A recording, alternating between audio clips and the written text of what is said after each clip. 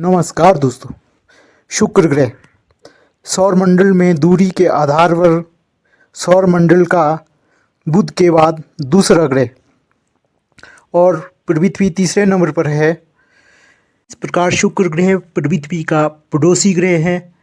यह आकार, द्रव्यमान और ठोस भूस्थल के कारण पृथ्वी के समान है, लेकिन इसके बावजूद शुक्र ग्रह और पृथ्वी में बहुत बड़े अंतर है। शुक्र ग्रह और नवग्रहों के बारे में सही से जानने के लिए हमको सर्वप्रथम सौरमंडल का थोड़ा सा ज्ञान होना अत्यधिक आवश्यक है।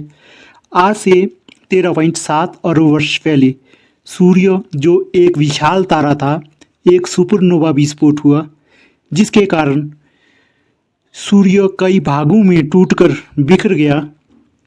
इसके बिखरने के कारण कई पिंडों का निर्माण हुआ, जिसमें से नवग्रह, उपग्रह, क्षुद्र ग्रह की उत्पत्ति हुई और केंद्र में सूर्य गुरुत्वाकर्षण शक्ति के कारण स्थापित हो गया और ये नवग्रह सूर्य की चारों ओर से परिक्रमा करने लगे। गुरुत्वाकर्षण शक्ति पैदा होने के कारण केंद्र में सूर्य अपनी स्थिर जगह में परिक्रमा करने लगा और इसके इर्द गिर्द ग्रह, उपग्रह, क्षुद्र ग्रह, मदाकनियाँ इसकी परिक्रमा करने लगे। इस प्रकार दूरी के आधार पर सबसे पहले बुध ग्रह, फिर शुक्र ग्रह सूर्य की परिक्रमा करने लगा, फिर पृथ्वी और फिर इसके अन्य 9 ग्रह। शुक्र ग्रह एक स्थलीय और सक्रिय ग्रह है। यहाँ पर अत्यधिक ज्वालामुखी विस्फोट होने के कारण यहाँ का वातावरण अत्यधिक घना है। धुंध के बने हुए बादल बहुत घने हैं। यह पूरी तरह से कार्बन डाइऑक्साइड तथा सल्फ्यूरिक एसिड के बने बादलों से घिरा हुआ है। धुंध का ये गुब्बारा जब वातावरण में फैलता है तो यह हल्के पीले रंग का रूप ले लेता है। खगोलवादियों के अनुसार शुक्र पर एक विशाल टेढ़ा मेढ़ा लावा चैन है, जिसकी लंबाई 6000 किलोमीटर है, जो यह दर्शाता है कि अतीत में ज़बरदस्त ज्वालामुखी गतिविधियाँ हुई है और आज भी यहाँ पर ज़बरदस्त ज्वालामुखी गतिविधियाँ हो रही है। शुक्र ग्रह की बात करें तो यहाँ पर उबलते हुए लावे के बड़े बड़े मैदान हैं। शुक्र ग्रह का तापमान पृथ्वी के करोड़ में विद्यमान अत्यधिक तापमान से 6 गुना अधिक है। यह इतना गर्म है कि एक क्षण में एक शीशे के टुकड़े को पिघलाने के लिए यह तापमान काफ़ी है। पृथ्वी की तुलना में शुक्र ग्रह का वातावरण 90 गुना अधिक कार्बन डाइऑक्साइड से ढका हुआ है। इसकी जलती हुई सतह का दृश्य अलग ही है।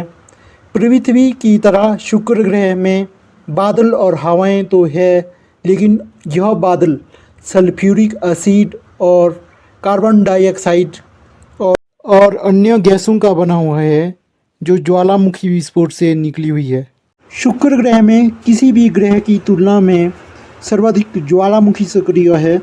यहाँ पर लगभग 65% हिस्से पर ज्वालामुखी सक्रिय है, जो ज्वालामुखी लावे मैदानों की पिचकारी को बनाता है, जो यह दर्शाता है कि ज्वालामुखी ने इसकी सतह पर बहुत बड़ी भूमिका निभाई है।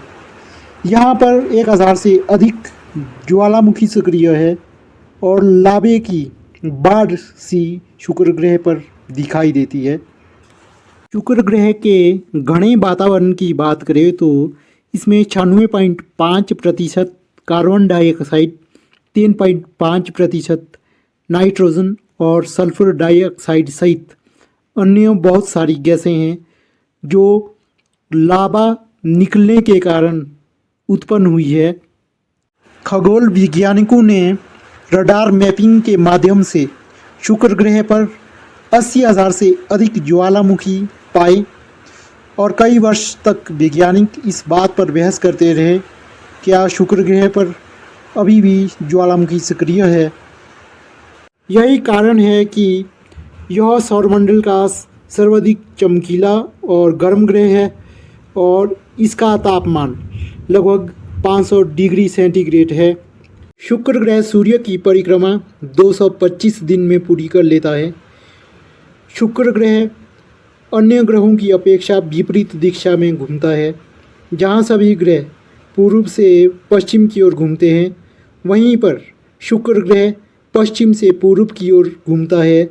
इसलिए अरुण ग्रह के समान ही इसका सूर्योदय पश्चिम में होता है और सूर्यास्त पूर्व दिशा में होता है। इस प्रकार यह दूसरे ग्रहों की अपेक्षा पूरी तरह से विपरीत है और विपरीत दिशा में घूमता है।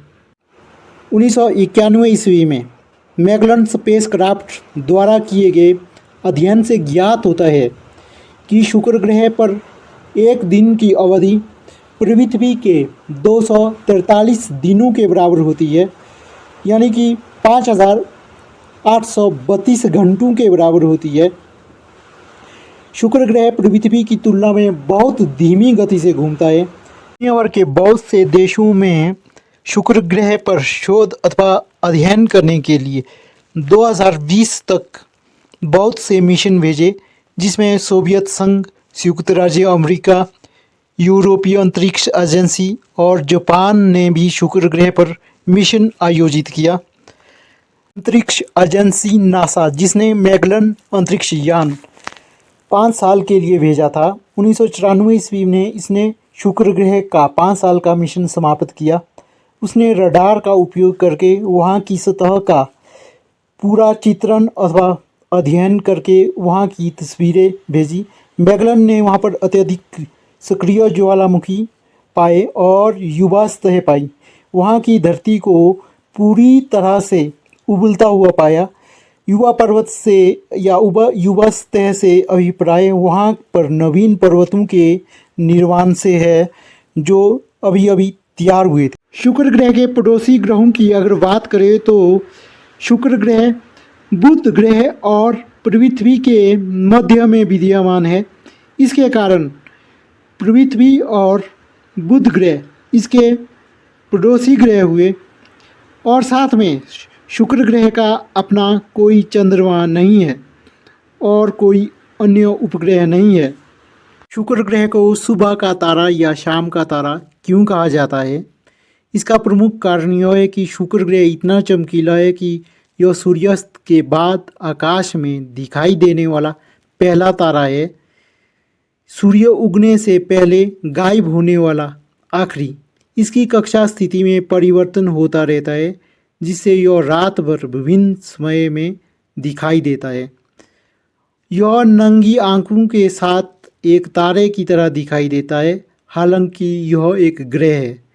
शुक्र ग्रह अपने स्वयं के प्रकाश को उत्सर्जित कर अर्थात शुक्र ग्रह अपने स्वयं के प्रकाश से प्रकाशित नहीं होता, बल्कि यह सूर्य की रोशनी को परावर्तित या रिफ्लेक्ट करके प्रकाशित होता है, जिसके कारण यह बहुत चमकता हुआ दिखाई देता है। शुक्र ग्रह आकार में पृथ्वी से थोड़ा छोटा है और सूर्य के प्रकाश को शुक्र ग्रह तक पहुंचने में 6 मिनट का समय लगता है।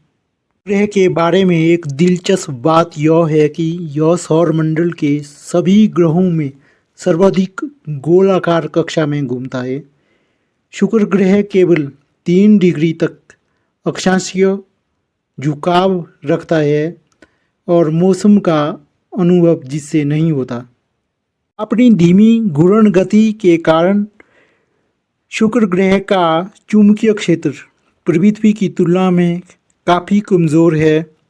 विभिन्न देशों की अंतरिक्ष एजेंसियों द्वारा अंतरिक्ष में 40 से अधिक भेजे गए अंतरिक्ष यानों ने शुक्र ग्रह को खोजने में सफलता प्राप्त की है, जो एक बड़ी उपलब्धि है। शुक्र ग्रह पर अगर जीवन की संभावनाओं की बात करें तो यहाँ पर जीवन की संभावनाएं बिल्कुल नहीं है, क्योंकि यहाँ का वातावरण अत्यधिक गर्म होने के कारण और वायुमंडल में सल्फ्यूरिक एसिड का बादल होने के कारण और यहाँ के वातावरण में 95% कार्बन डाइऑक्साइड गैस होने के कारण अत्यधिक गर्म ग्रह है, जिसके कारण यहाँ पर ग्रीन हाउस गैस का अत्यधिक प्रभाव है और जीवन की संभावना यहाँ पर लगभग 0% है। पृथ्वी से इसकी समानता इसलिए की जाती है क्योंकि पृथ्वी की सतह भी इसी के समान कठोर और ठोस है और अरबों वर्षों पहले पृथ्वी पर भी इसी प्रकार का लावा उबल रहा था। उल्कापिंडों की बरसात होने के बाद उल्कापिंडों के साथ आए हुए पानी के कारण पृथ्वी में जीवन संभव हो सका।